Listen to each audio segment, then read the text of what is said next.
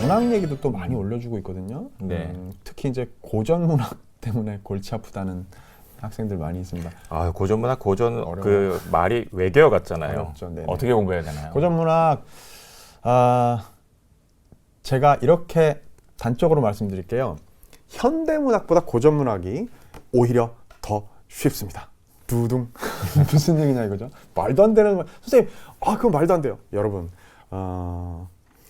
왜 그런 얘기를 제가 했는가 하면요. 현대 문학, 현대시, 현대소설은 주제가 천갈래 만갈래입니다. 근데 고전소설, 고전시가는요, 그렇지가 않아요. 그죠? 그 얘기는 뭐냐면 내가 공부해둔 몇 안 되는 작품에 대한 정보, 학습 경험에 기대어서 낯선 작품조차도 쉽게 이해하고 감상하는 게 가능해진다는 얘기예요. 그건 현대문학하고는 완전히 다른 얘기입니다. 현대문학은 그렇지가 않아요. 현대문학은 완전히 새로운 주제, 완전히 새로운 내용의 작품들도 많이 만날 수 있거든요. 고전문학 안 그래요. 그래서 사실 어떤 학생이 아까 그랬던데 깨알 광고인가요? 이렇게 올려준 학생인데 개념 강의에 관한 얘기를 하니까. 근데 그건 광고가 아니고 김철현 선생님도 그렇고 저도 그렇고요. 제일 올바른 각 과목별로 공부 방법을 교재와 강의로 마련해 놓는 게 이 EBSI의 대표 강사들이 마련하는 개념 강의의 커리큘럼이란 말이에요. 그렇기 때문에 그 얘기를 할 수밖에 없는 거예요. 자, 객일식 문학이라는 제 개념 강의 안에서 고전 시가를 주요 유형 중심으로 어떻게 정복해야 되는지, 또 고전 소설을 주요 스타일별로 유형별로 어떻게 정복해야 되는지를 각각 단 한 강씩으로 특별 강의를 찍어 놓은 게 있어요. 그거를 확인하시면 제일 빠르게 정복할 수 있다고 저는 생각해요. 기본적으로 현대 시를 이해하는, 감상하는 방법을 익혔다면 고전 시가는 그것보다 훨씬 더 쉬운 버전이다. 왜? 주제가 단순하니까. 종류가, 유형이 정해져 있으니까. 그러면 우리에게 걸림돌은 유일하게 뭔가 하면 잘 모르는 낱말들이거든요. 요즘 우리가 잘 안 쓰는 옛날 말이거나 혹은 한자어거나 그런 것들이요. 어느 정도 작품에 대한 공부가 쌓이면 자주 등장하는 낱말들을 눈에 자꾸 익히게 되기 때문에 그런 것들을 충분히 이제 알아나갈 수 있게 되고요. 그리고 미루어 짐작할 수 있게 됩니다. 모르는 말들을. 그리고 만일 그것조차도 힘든 말이 있잖아요.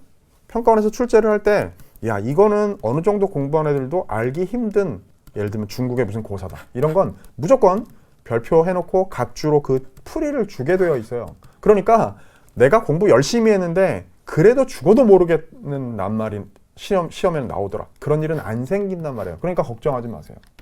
그렇게 주요 유형별로 고전 시가가 어떤 스타일들이 있는지를 알아두시면 제가 이제 서랍을 만들어두라 머릿속에 그런 비유를 쓰는데요. 이건 강호한정가? 그러면 여태까지 공부했던 강호한정의 그 주제를 담고 있는 작품들이 전형적으로 보여주던 표현법이나 정서의 태도나 이런 것 같은 것들이 있단 말이에요. 그거에 기대어서 이 작품을 이해하는 게 충분히 가능해진다는 얘기입니다. 고전 소설도 마찬가지예요.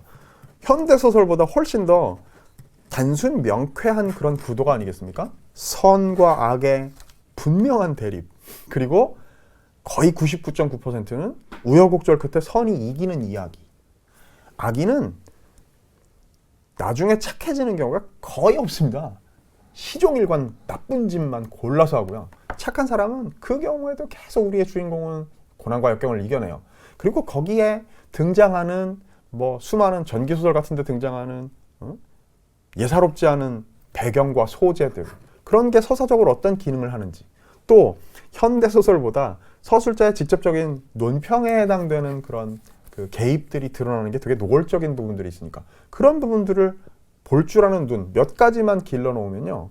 결국은 이런 얘기 하거든요. 고전소설은 사극 한 편, 한 대목 보는 거라고 생각해라. 여러분, 사극에 나오는 대사에 사용되는 모든 말들의 뜻을 다 압니까? 모르죠. 그런데 사극 보는 게 어려워요?